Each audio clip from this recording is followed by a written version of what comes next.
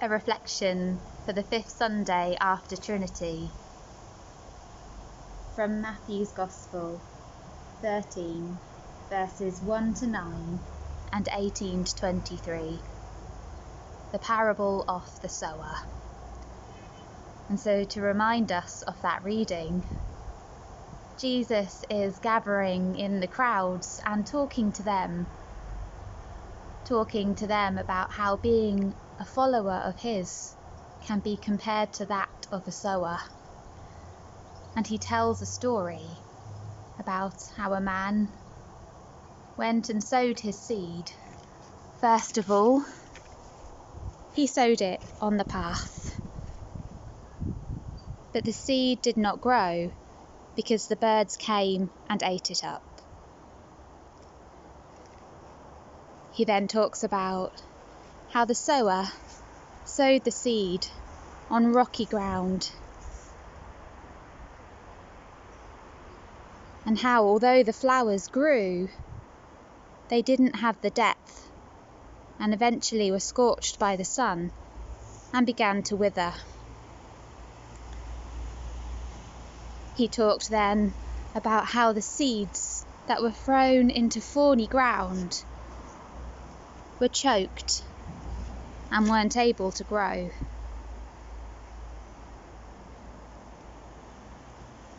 And then finally, Jesus talked about the seed that was sown in the good soil.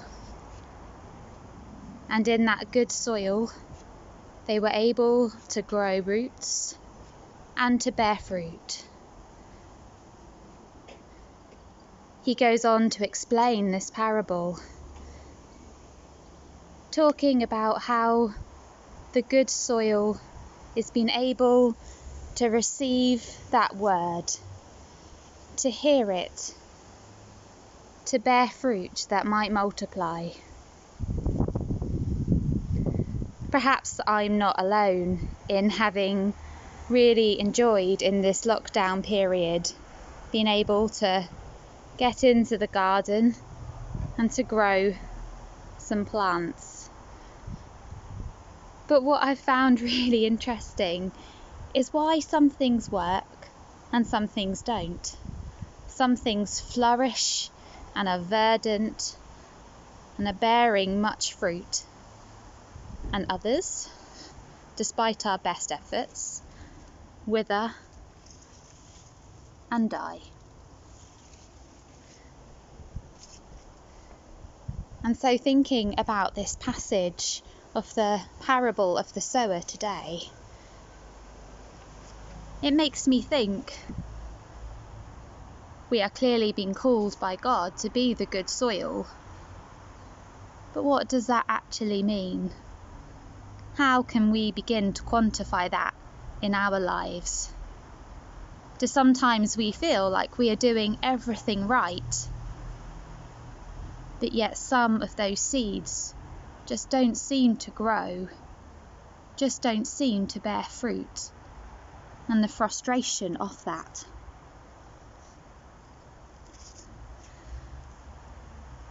Well, thinking about what it means to have the good soil,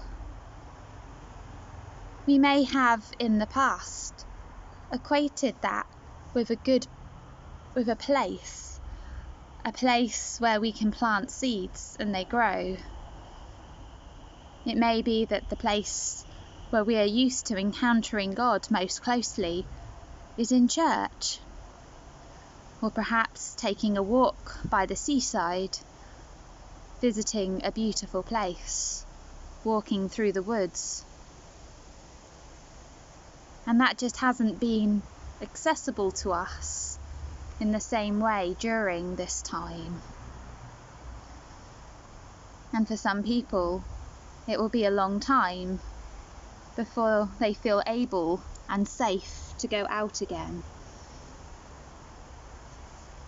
So perhaps the good soil is not so much about a physical environment than it is an inner reality. Although our environment undoubtedly shapes how we receive and interact with the world. Somebody who has a big house and a big garden will probably have had a very different experience of lockdown than somebody who's been living in a flat, perhaps trying to raise children there. Our environment, of course, has an impact on our lives. But when we think of this parable, when we think of what it means for us to be the good soil, it does seem to suggest that it's an inner reality rather than a physical one. How are we able to receive that word of God and to bear fruit and to grow deep roots?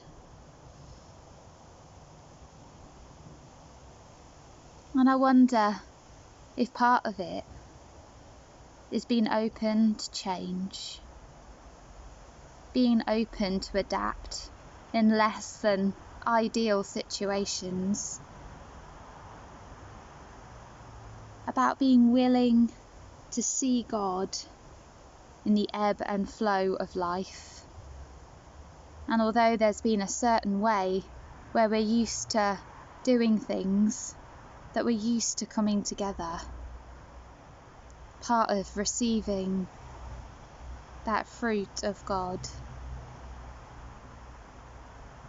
is about being open to where God is in the new. As we change ourselves, we open ourselves to God in every situation. God who doesn't wait for us to be in the right setting, in the right conditions, before coming to us. But God who never left us. God who is with us in all things, holding us and waiting for us to receive, waiting for us to grow, and waiting for us to be open for Him. God, whose seed is always in us. Amen.